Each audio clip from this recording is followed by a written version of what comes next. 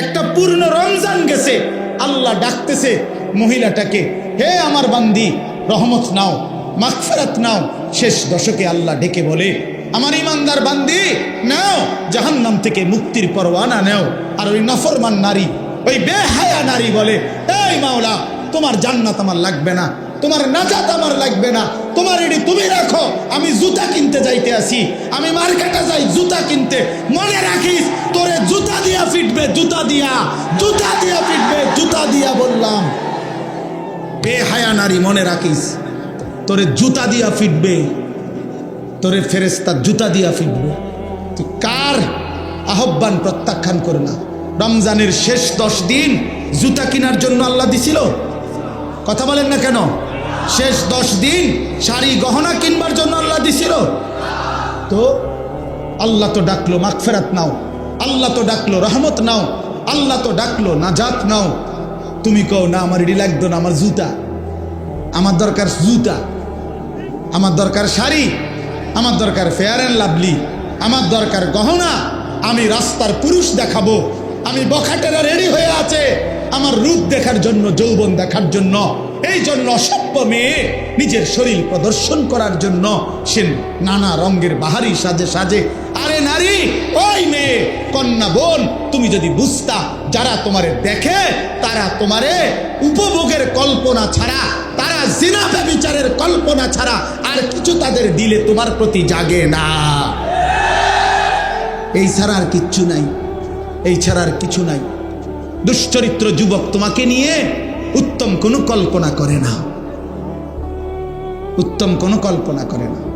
অতএব দয়া করে বন্ধু বলেন, নবীজি যখন দেখবে নামাজ নাই, রোজা নাই, জিকির নাই, তিলাওয়াত নাই, ফজরের নামাজ নাই, হালাল উপার্জনের কোনো খবর নাই, ঘরে টেলিভিশন, নাচ গান চলছে তো চলছে, চলছে তো চলছে।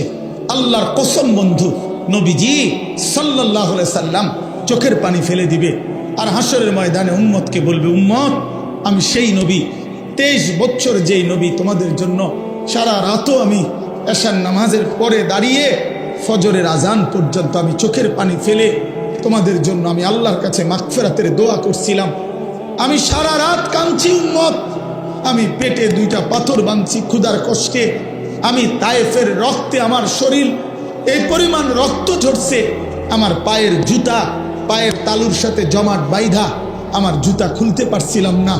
আমি উহুদের দান করা শহীদ হয়ে রক্ত ঝরিয়ে উহুদের ময়দানে পড়েছিলাম, বিনিময়ে এই আমল নামা, আমার 23 বছরের মেহনতের এই বিনিময়। উম্মত, আমি এই জন্য রক্ত ঝরাইলাম। বলো না বাপ, এই বাপ বলো, কি বলবা তুমি তখন?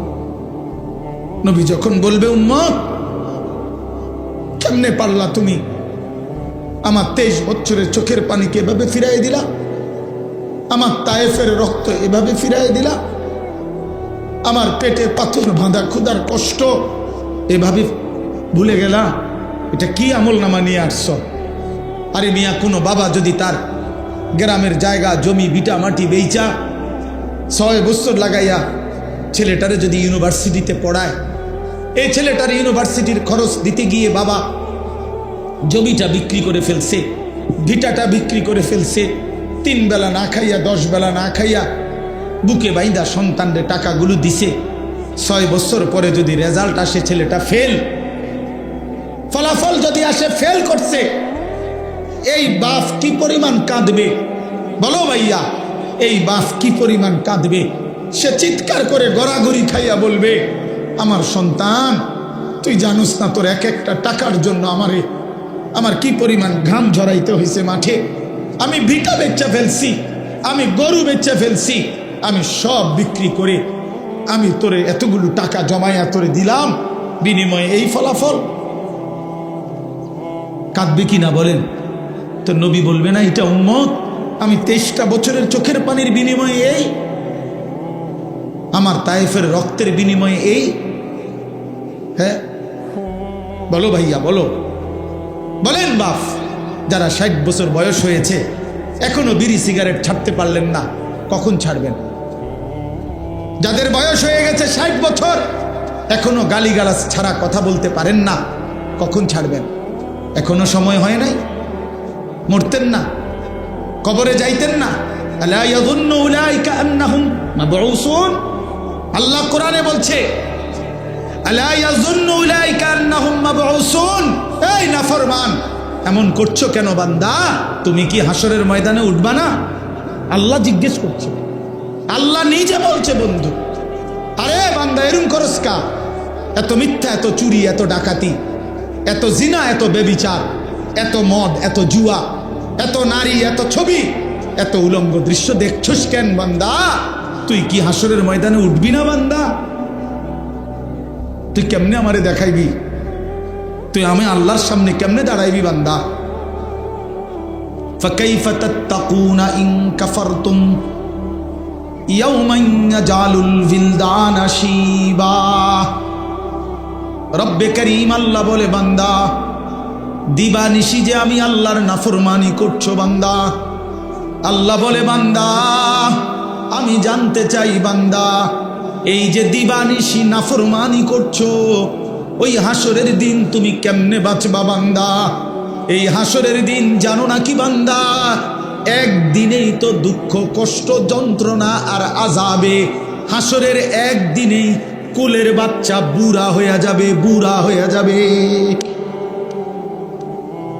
ফাকাইফা তাত্তাকুনা ইন কাফারতুম ইয়াওমান ইয়াজালুল বিলদানা শিবা। একদিনেই কোলের বাচ্চা বুড়া হয়ে যাবে। মানুষ বলে না যে এই একটা 15 দিনের এই যন্ত্রণায় আমার চুলটা পাইকা গেছে, বলে কি না বলে? এই 3 মাসের বেদনায় আমার চুল পাইকা গেছে। রব্বে করিম বলে, আখিরাতের একদিনের যন্ত্রণায় কোলের বাচ্চা বুড়া হয়ে যাবে।